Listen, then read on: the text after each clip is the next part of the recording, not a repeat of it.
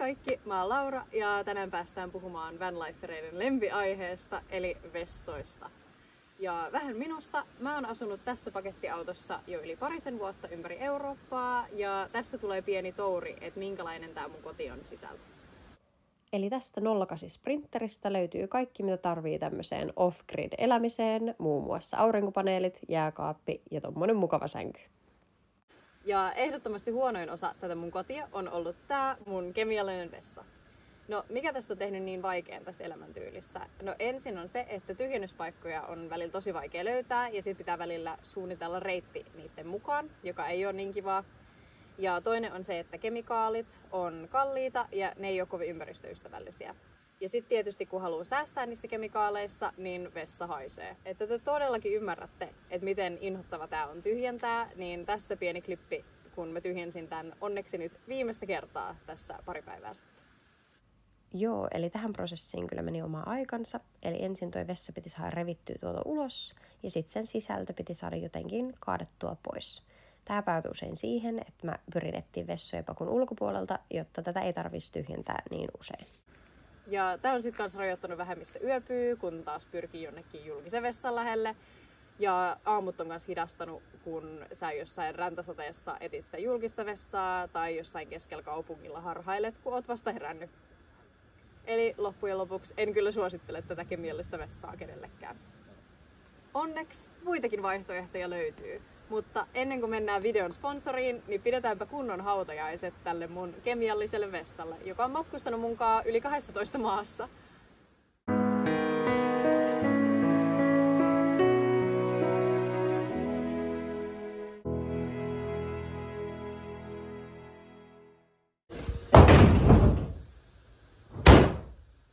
Kiitokset vielä mun Kempsalle näistä vuosista, mutta niin kuin huomaatte, uusi vessa on tullut pakuun.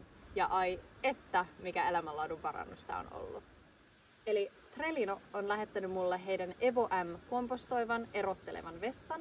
Ja mä aion teille näyttää vähän miten tää toimii ja kertoa mun mielipiteen tästä uudesta vessasta. Katsotaan kuitenkin ensin, että minne tää uusi Trellino täällä mun kotona oikein mahtuu. No, tuon penkin alle tietysti. Tästä otetaan tää kansi pois ja sieltä se löytyy. Mutta miten tää nyt oikein toimii? Oota, ihan pieni hetki. No niin, otin ton vessan ulos tuolta pakusta, niin mä voin teille vähän paremmin näyttää, että mitä sieltä sisältä löytyy, miten se toimii, sekä miten se tyhjennetään ja miten siitä pidetään huolta. Mennäänpä katsomaan. Kun katsoo tänne sisälle, niin täältä löytyy 2 osastoa, kun tämähän on erotteleva vessa. Eli numero 2 ohjautuu tänne ja pissa ohjautuu tänne. Ja sitten kun tästä ottaa tämän koko istuimen pois, näin, niin nähdään vähän paremmin, että minne kaikki ohjautuu. Eli ensin täällä on tämä pissakanisteri, joka lähtee ulos näin, ja tässä on tämmönen kätevä kahva. Ja täältä löytyy sitten tämä kuljetuskansi täältä pohjasta. Ja täältä takaa vielä löytyy numero 2 tämmönen sanko, johon on myös ilmatiivis kansi kuljetuksen ajaksi tai silloin kun vessa ei ole käytössä. Mutta tämä osa vaatii vähän vielä valmisteluja ennen kuin sitä voi käyttää. Ensin tähän sankoon täytyy laittaa minkä tahansa muovipussi tai biopussi. Ja sitten ennen pussin ensimmäistä käyttöä laitetaan pari kuppia jotain kompostoivaa materiaalia pohjalle. Mulla on tässä Trellinon omaa, mutta myös kookoskuitu tai jopa kissanhiekka toimii.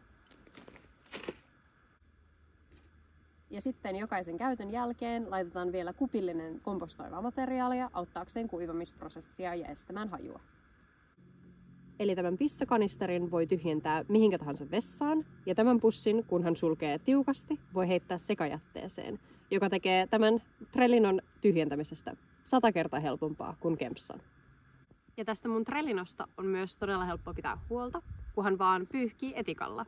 Mulla on tässä tämmönen oma resepti, jossa on etikkaa, kuusenkärkkää ja appelsiininkuorta. Tuoksuu aika kivalle, enemmän kuin etikka ainakin. Niin tätä kun vaan ruiskuttaa tänne ja pyyhkii paperilla, niin se on kaikki mitä tarvii tehdä tämän ylläpitoon. Eli tämän Trellinon kanssa ei tarvii enää kipuilla niistä tyhjennyspaikoista tai edes julkisista vessoista. Ja ylipäätään tää on ollut aivan täydellinen lisä mun elämäntyyliin. Hei, kiitos kun katsoit tämän videon. Ja jos sua kiinnostaa ostaa tällainen Trellinon vessa sun omille retkille, niin käytä alla olevaa linkkiä, niin tuet mua ja tätä kanavaa. Ja jos tämän lisäksi käytät vielä koodia suomalaisen, niin Trellino lähettää sulle vessan mukana semmoisen 30 € arvoisen lahjapaketin. Kiitos ja moikka!